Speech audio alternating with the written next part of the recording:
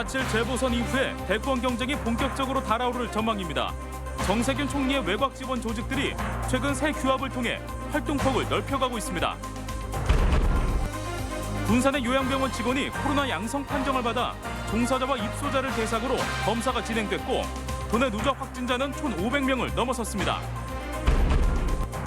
전주 한 모텔에서 20대 남성을 폭행해 숨지게 한 3명이 검거됐습니다. 경찰은 채무 관계로 인한 범행에 무게를 두고 수사하고 있습니다. 안녕하십니까. 4.7 재보선이 이제 닷새 앞으로 다가왔는데요. 이 선거 이후에는 대권 가도가 본격적으로 달아오를 전망입니다. 특히 서울과 부산시장 선거 모두 민주당이 열세를 면치 못하면서 여권 대선 주자들의 판도 변화도 불가피할 것으로 보입니다. 우리 지역 출신인 정세균 총리의 외곽 지원 조직들도 최근 새 규합을 통해 활동폭을 넓히고 있습니다. 정태후 기자입니다.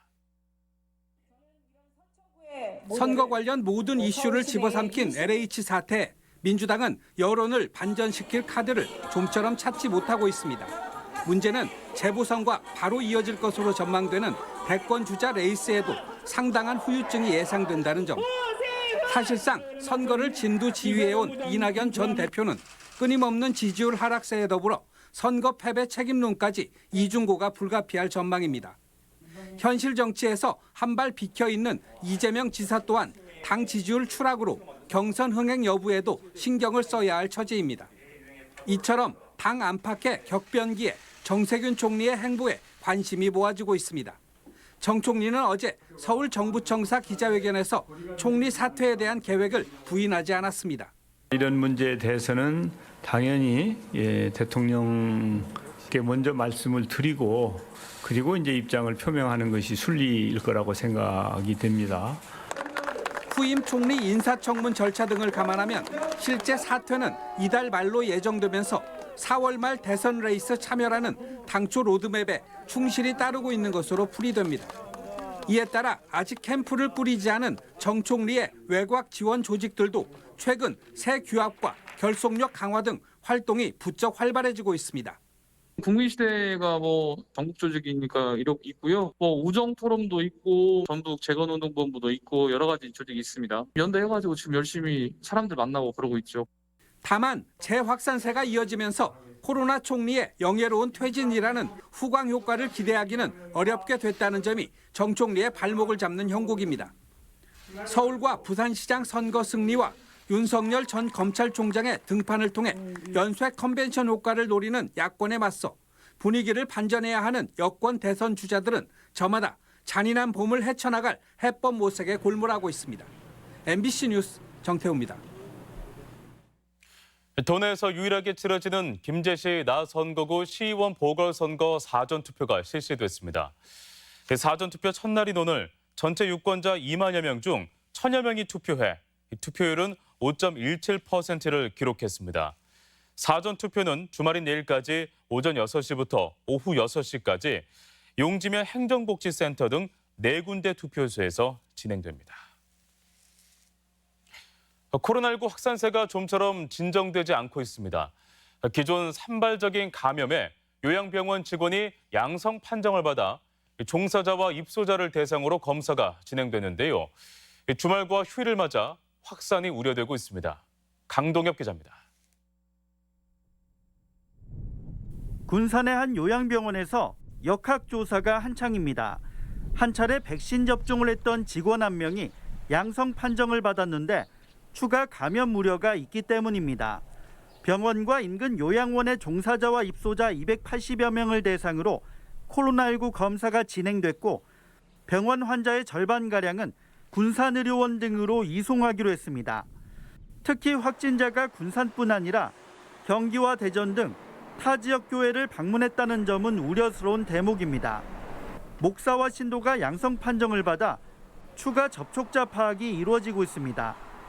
마스크를 착용하지 않는 등의 여러 가지 문제점에 대해서도 지금 조사가 진행 중입니다.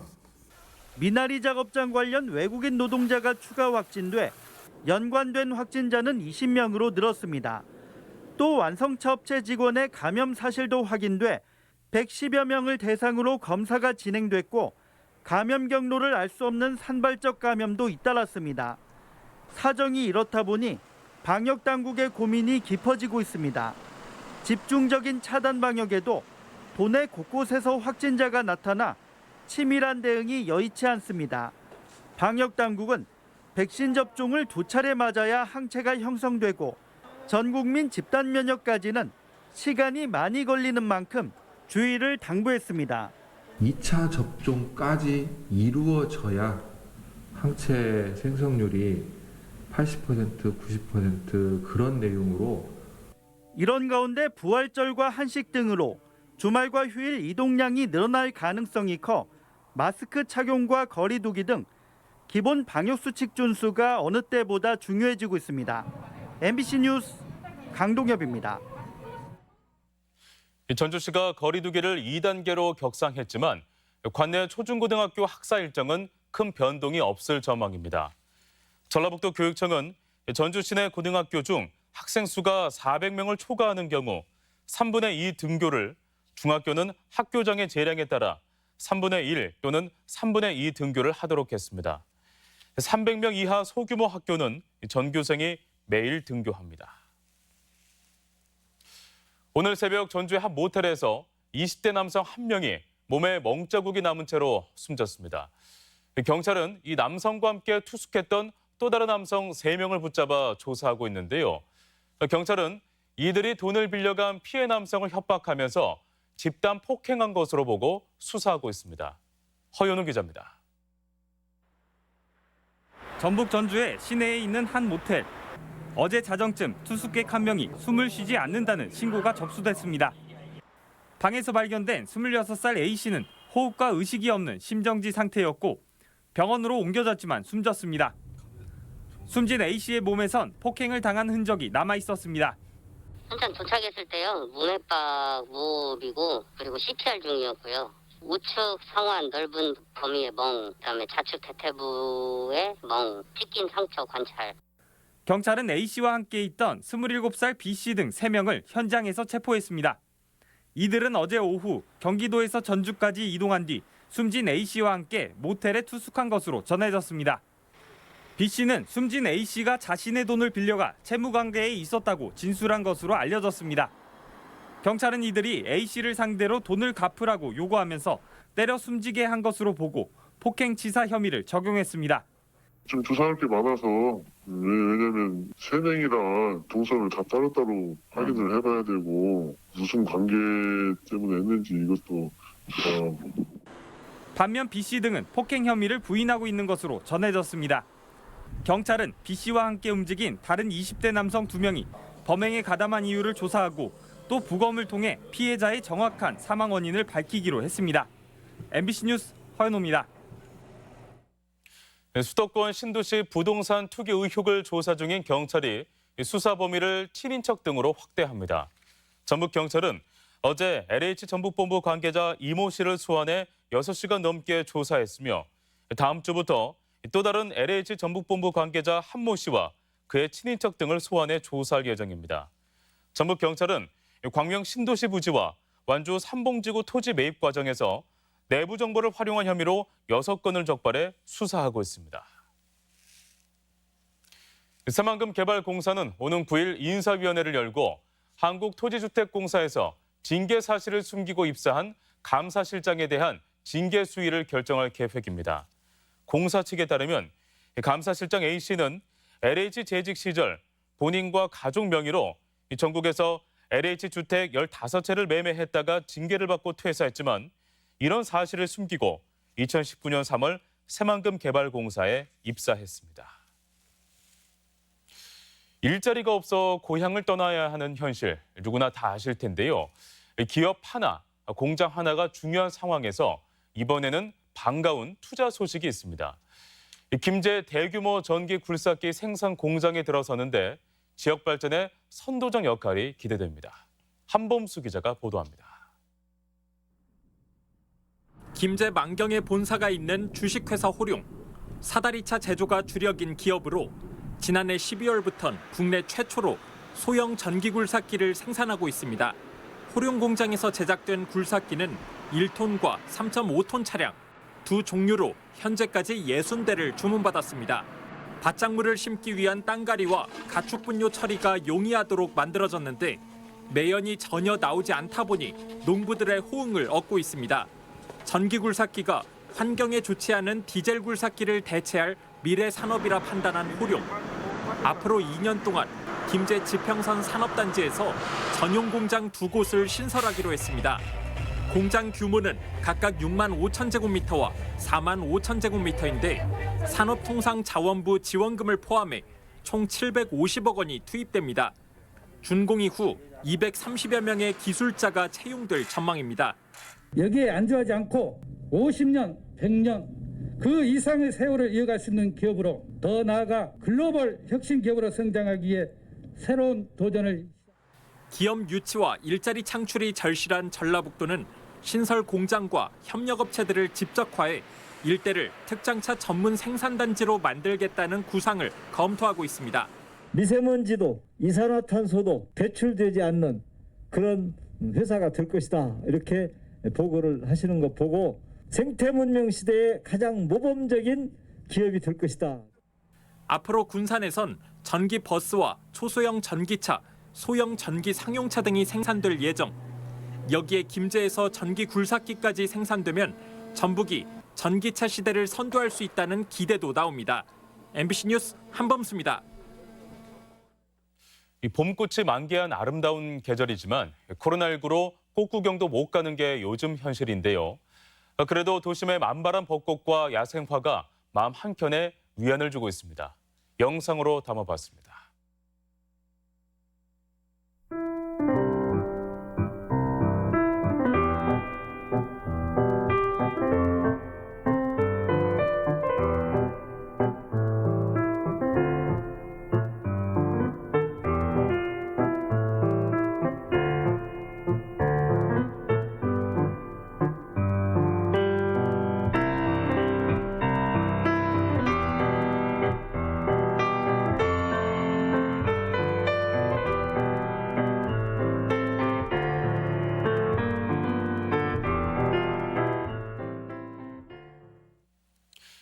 대나무는 사시사철 푸르고 쉽게 시들거나 꺾이지 않아 굳은 절개와 선비 정신을 상징하기도 합니다. 그런데 요즘 대나무마다 누렇게 변해버린 모습을 쉽게 볼 수 있는데요. 지난 겨울 한파로 동해를 입었기 때문이라고 합니다. 이경희 기자가 취재했습니다. 김제의 한 시골 마을.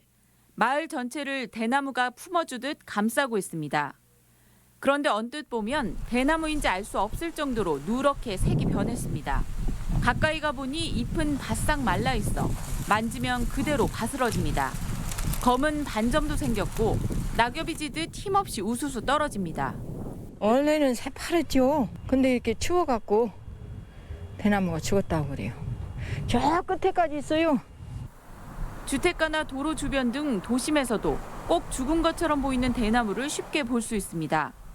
상록수로 알려진 대나무의 이상적 생육 조건은 평균 기온 영상 10도 이상, 최저 기온은 영하 10도 이하로 떨어지지 않아야 합니다. 하지만 기상 관측 이래 가장 추웠던 지난 겨울, 최저 기온이 영하 20도를 넘나들면서 대나무가 동해를 입어 잎이 시들어버린 겁니다. 영하 10도 시야로 하루 이틀 정도 내려가면 이렇게 영향을 안 받는데 이게 지속해서 예를 들어서 5일이나 일주일간 계속해서 이게 내려가게 되면은 그렇게 동해에 좀 걸리거든요. 전문가들은 겉모습은 변했지만 뿌리는 살아있어 이달 중순 이후로는 새잎이 돋아날 거라며 조만간 사시사철 푸른 대나무의 모습을 볼 수 있을 것이라고 내다봤습니다. MBC 뉴스 이경입니다. 절임 배추 영상 논란을 빚고 있는 중국산 김치의 수입이 급증하고 있는 가운데 음식점 김치의 90% 이상이 중국산인 것으로 나타났습니다. 무소속 이형호 의원이 식약처로부터 제출받은 자료에 따르면 2015년부터 5년 동안 중국산 김치 수입량은 26.8%가 증가한 가운데 연평균 27만 톤에 달했습니다. 이에 따라 국내 생산량 대비 중국산이 차지하는 비중이 65%까지 증가했으며 일반 음식점에서 사용되는 김치의 90% 이상이 중국산인 것으로 나타났습니다. 진안농협과 백운농협 그리고 농협 진안군 지부가 청탁금지법상 농축산물의 선물가액 상한선인 10만 원을 명절에만 20만 원으로 올리지 말고 항시 상향시켜 줄 것을 총리실에 건의했습니다. 이들은 코로나19로 농축산물의 소비가 크게 줄어서 농촌의 경제가 악화되고 있다며 이같이 건의했는데 정세균 총리는 조합장들과 지속적으로 소통하면서 농업인의 삶 개선을 위해 최선을 다하겠다고 답변했습니다. 왕궁 지역 축산농가 일부가 폐업 보상을 요구하고 나서 축사 매입이 터덕거리고 있습니다. 익산시는 올해 국비 138억 원을 들여 왕궁 축사를 매입하고 있는데 일부 농가가 매각 조건으로 폐업 보상을 요구했습니다. 익산시는 현행법상 폐업 보상에 대한 규정이 없다며 수용 불가 입장을 밝힌 가운데 축사 매입에 진통이 따르고 있습니다. 전주 지역의 사회적 거리 두기 2단계 격상으로 스포츠 경기가 취소되거나 축소되고 있습니다. 전라북도 축구협회는 이번 주말 전주 완산체련공원에서 진행하려던 초중학생 주말 리그를 취소했다고 밝혔습니다.